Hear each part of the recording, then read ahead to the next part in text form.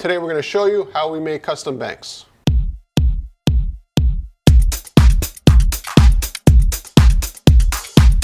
Now I've already done a couple of other videos at CNCKing.com cutting up large boards basically like this here into size, and what they end up becoming are laminated, so you can see sections of a board. They're roughly 2 inches square by the time the process is done with the router and the jigsaw and every other tool that we have here in the shop. And now we're able to show off the final product that you see here. Now this is just the base model that you have. So you have the raw red oak and you have the acrylic front. Now the options from then on, as you can see on the website, become basically endless. There's tons of different permutations you can have for making these. Now the nice thing about these is that they have a really nice weight to them. As you can see by the edge, they have a nice area as well. So they range from 1.5 inch to 1.75 inch. And I know that, that could be up to 1/4 inch difference. And the reason for that is because when we're flattening all the boards, there's a lot of variance between it because we're working off kiln-dried boards that are rough sawn. And some of them are flatter than others, basically. So when it comes to finishing up the product to be the certain thickness, I can either thicken everything down to be the proper thickness, or if I can get away with having a thicker product, I'll do that as well. Now, it's completely random what we end up getting out of these boards. There's no way of knowing ahead of time. Some of them, just looking at them by eye, some have more of a curve than others. It just happens how the random lot of them end up being all glued up. After cutting the boards out to be roughly 2 inches square, the next step is to glue them up. After that, I use the CNC router again to make everything flat, parallel, and clean. As you can see, it went from sort of like a dirty look to a very pristine looking look, and that's what I want for these banks. Now there's quite a few processes involved with the CNC router to make these banks. The first step, of course, is doing the coin slot. This is the roughing pass. So what the goal of this here is to get rid of as much material as I can as fast as I can. So that's what the router is doing. It's an upcut bit, so it's pulling all of the sort of becomes sawdust out of the wood, and then afterwards I go back over everything and actually do the finishing pass, which uses a down bit, which actually just cleans everything right up to give it a nice finished surface. Now the goal with the router is basically to cut out all the banks and produce an almost finished product. Now I say almost because there's always a little bit of issues here and there, just I gotta sand down. Just the way the wood is, there's differences in consistency, density, color, texture, all these kind of things. Some of these things I can fix here in the shop. Sometimes it ends up becomes just so bad that I can't use it for this application here, so it goes to the fire pit. But I'd say about 95 to 96% of everything I produce here in the shop in this way works out totally fine.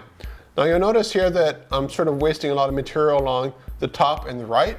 And the reason for that is because I have two places where I update files, and I happen to have a file here that had the wrong orientation of the board.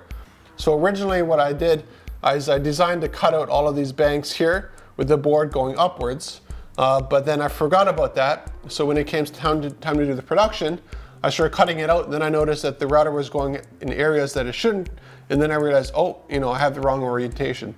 So I had to sort of delete the other banks that were going all around, and just cut this many in this run here. Now you notice the router is going as efficiently as it can across all of the red oak. So it's producing almost finished product again. A little bit of sanding, but it's pretty much done. Now this is the very first batch of actually working banks that I've made. So these are going to friends and family. There's a few little things that I want to still modify in the design, and it's definitely going to be an evolution in the design itself. There's always some things you can make a little bit better, some things that work out better than others and that kind of stuff. So that's why the first batch, friends and family, they get the ones that are sort of almost ready for production, but just have a few tweaks that need to be done with the processes involved with making these. So I'll just show you what they look like. So here's the M.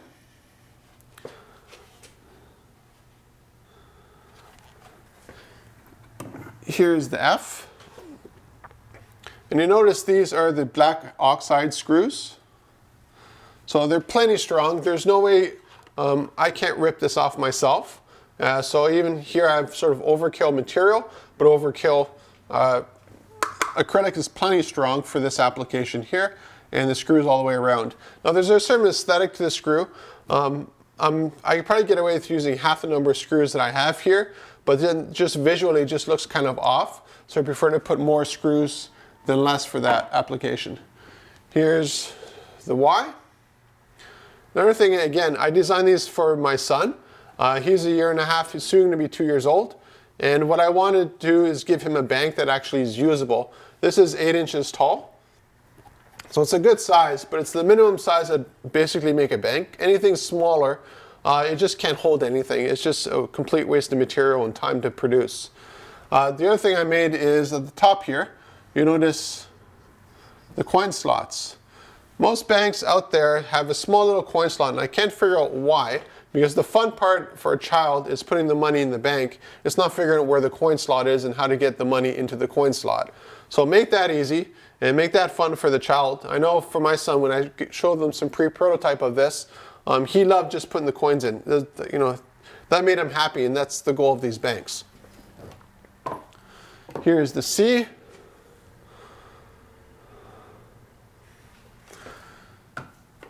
Here's the B. Another thing you'll notice is, oh, here's the A. I'll show you this first. So again, at this scale here, originally I had this cut out all the way up, but then again, it's just such a small banks, even at 8 inches tall. You want to maximize the amount of space in it and have as much room for coins as you can. You'll notice this one here is a lot more screws than this one, and it just happens to be the shape that works out aesthetically. You know, there's no point adding screws here and here and here. Basically, I want to use as few screws as possible, but still make the bank aesthetically pleasing to look at. If you have too few screws, when this fills up with coins, it actually just falls out. It's just not strong enough. And if you have too many screws, well, then you're spending a lot of time screwing stuff. And that's not much fun to be doing with banks, especially when you're going into a production line for these things. So again, at a distance, it looks great. When you come up close, it looks fantastic. Now for the finishing options when it comes to these, I'll be taking a picture of this, like this here for the website, and then I'll be doing other pictures of what the customization options are. Basically, the front window here can literally be anything. We can make it out of stainless steel in the shop if you really wanted to, though it's kind of redundant because you can't see through it. I guess if you wanted a mystery bank, you can have that. But we'll offer polycarbonate and a whole bunch of different colors for the front. So let's say your child really likes the color red. Well, they could have a red semi-transparent front, and that would look just awesome, I think. When it comes to the screws, there's 3 different options right now. So one that sort of looks like gold, one that looks like silver, and the other one that just looks like black. For the finishing options, there's quite a few of them. But tung-o, I think, is probably going to be the most popular that we're going to do. It looks fantastic, protects the wood, really works really well with the red oak aesthetic. Now this is a process that I've tried quite a few times, and different tools and that kind of stuff. And then what I found is basically the jigsaw is the best tool to be doing this specifically. What I'm doing is trying to cut them out. Whenever I do the routering with this here, with the CNC router, I want to leave roughly an 1/8 inch bottom, so everything sort of stays together with the CNC. And then after that, I use the router, or I use the jigsaw to cut them out. Then I use my table router, which you see here, and that just removes the 1/8 gap. As you can see, this is clear acrylic, and something you want to keep in mind with clear acrylic is that it does scratch relatively easily, so you want to be careful with it. For banks in this, like for this specific application, I don't think it'd be much of an issue at all because you're not looking at it very closely. I come from an industrial background, so we do industrial work and cosmetic work and all that kind of stuff for our customers. So we're very careful about what material we use. Every plastic scratches, so just don't give your kid a knife to start scratching this because they will be able to scratch into it. It is plastic at the end of the day. Polycarbonate is another animal. For that one there, we can't really do any paint filling with it. The acrylic, when we use the laser, it actually just goes into the plastic. With polycarbonate, we can't really do that because it just ends up becoming a molten mess. It just doesn't like that kind of heat specifically to it. So it doesn't engrave, it just more melts. while the laser on this here sort of engraves, creates some depth. So whenever we do the paint filling, we actually have something to paint into the surface of it. So with polycarbonate, it's bulletproof glass, and what we use for that is our fiber laser. And what the fiber laser does, it color changes the surface of it. It gives it like a you know you have skateboards and you have that grip on those skateboards. That's basically the same texture you end up with the polycarbonate that we fiber etch here in the shop. Now, regardless of the option, whether you go to acrylic or polycarbonate or anything else, we reverse engrave it. So the engraving isn't actually on this surface, it's on the surface on the inside. And that's very important because the last thing you want to do is give this to a kid and then they start scratching on it with their fingernails and removing the paint. We use enamel paint, so it's very durable and it stays on there very, very well, but it's no match against somebody all day just scratching on it. So by doing it reverse, what you end up having is a nice clear surface on the front. So let me just see if I get the light working. So you can see how the light is straight on here. It would be the same result because the engraving is on the back side of it. So that means reverse engraving, meaning, let's say your name, I don't know, for Siege, Chris. So you have Chris, but when we do the laser engraving here in the shop, it's actually reversed so that when we put it forward, it comes in the right orientation. Sort of like when you see ambulance on vans, same idea. The next step is making the front windows for all of the banks. Now, as these are pre-production, so they're almost finished, just a couple little things here to fix, very minor. I still do the testing using the MDF. So what the MDF does is it produces the same result as the acrylic. They're both 1/8 inch thick, and this is a lot cheaper to cut and to produce than to do with the acrylic. And based on this, I know if the acrylic's gonna work. So if what I produce with the MDF here with the laser works perfectly, well then I'm guaranteed it's gonna work with the acrylic without all the extra costs and other sort of issues that I have to contend with cutting gas versus cutting wood here. Now you'll notice all those little holes all the way around. I do those first because those are the screw holes to screw into the red oak. And I don't want them to move on me, so I cut all those first and then I cut out the outlines. So as you've seen so far, there's quite a lot of steps involved with making something this simple. Something to keep in mind is this is real wood. It's not plastic, it's not any other thing for this specifically. So you will have some minor imperfections. For instance, this Y here, you have a little hole here, caused from a knot or a little bit of rot. Again, these are all kiln dried, so there's not going to be any bugs coming out of it. Here you can see a little bit of a knot here as well. So they're very much real species of wood that we use here. The baseline is red oak, but we also do a lot of work with sycamore, zebra wood, maple, what have you. So if you want a different wood species, we can make that for you as well. You can also make these at any size, although the minimum would be definitely the 8-inch tall. Anything smaller, again, it's a very much a useless bank to have. So there's no point in producing that one. But let's say you wanted this to be 4 feet tall. We can make that just as easily for you as this size here. Now, another thing to keep in mind with real wood is we finish it here in the shop if you choose that option. But if you're a woodworker and you want to finish it yourself, that's awesome. That's an option that you have with this company. So I do a lot of woodworking myself, and I work with a lot of woodworkers. And I know a lot of people would love to have, they don't have the machinery and the equipment to make this, but they still want to finish it to their liking. They can use like Rubio products. There's a ton of different finishing options. It just really never ends. So if you're a woodworker and you want to finish this for your grandchildren or your kids, yourself, that's great. You have that option on the website. Just order the raw one. Then you can do, whatever finishing, sanding you want to do. You can improve on this. You can use a table router to make little modifications.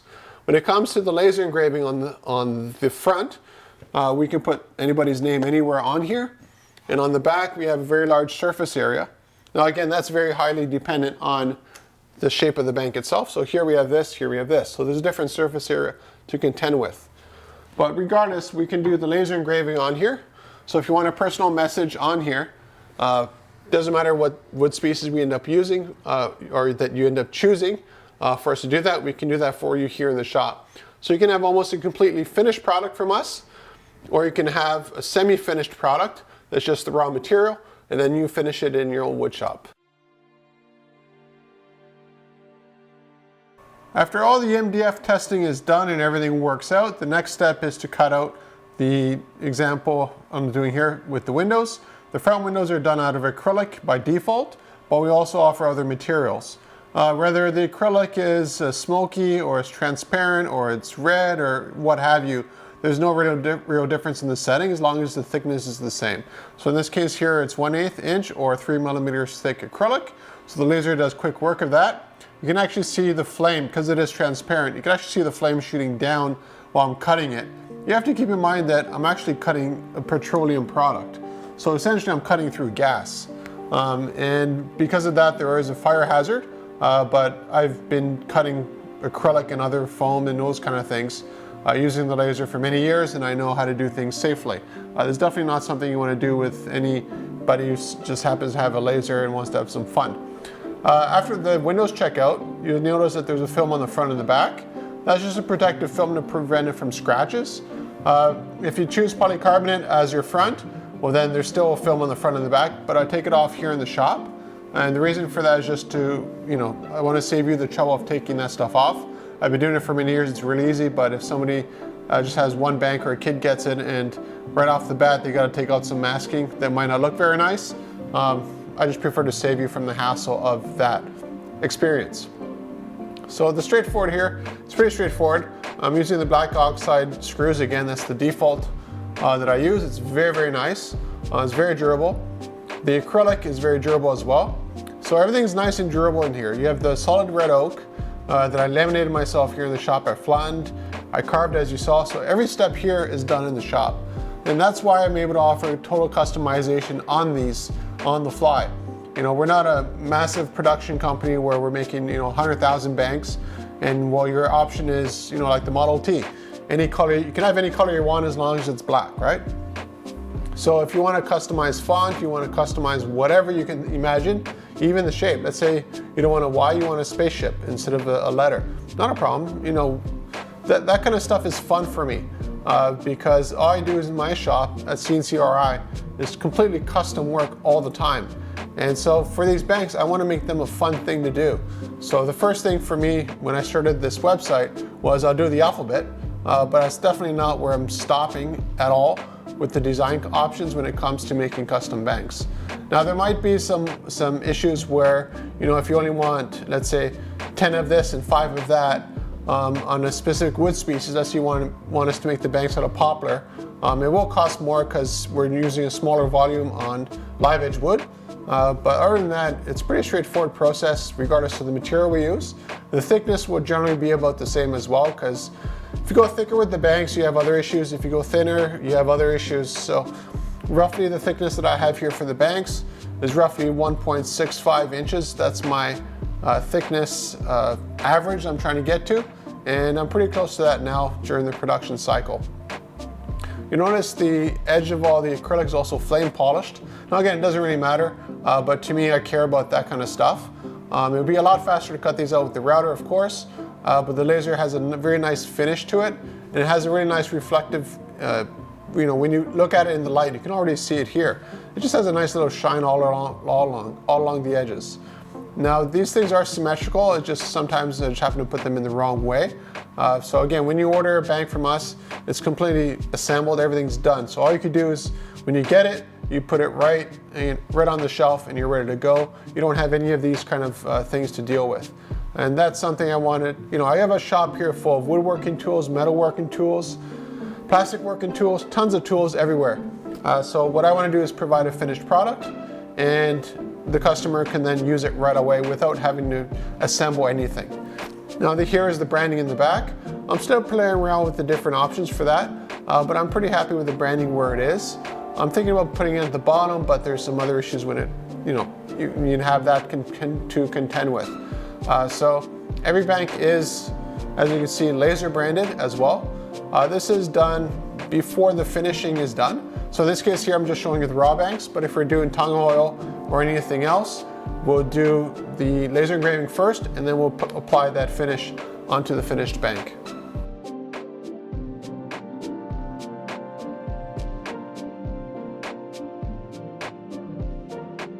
So how do you end up getting your own bank? Well, it's quite easy. You go to sandboxranch.com, and from there you can choose the letter that you want and the sizing that you want. All the pricing is online, and you can choose all the finishing options that you want for the bank as well. There's a ton of options available, including the orientation. So something to keep in mind is here you can see the laminated wood is going across this way. But if you prefer to have it this way, or at an angle this way or this way, we can do that just as easily here for you in the shop. Now there's a little bit of an issue with the lead time, meaning that we don't mass produce these in advance. So let's say you have 10 different banks that you want, different sizes, different options. The more options you choose might add a couple of days here and there to the finishing options. Whenever we do, let's say tung oil, for instance, we got to wait 24 hours for that to cure. Well, if we're just sending out a raw bank like this here, we can basically make it and ship it right out to you. So if you're looking for custom banks, go to sandboxranch.com. We'll make it for you and ship it right to your door.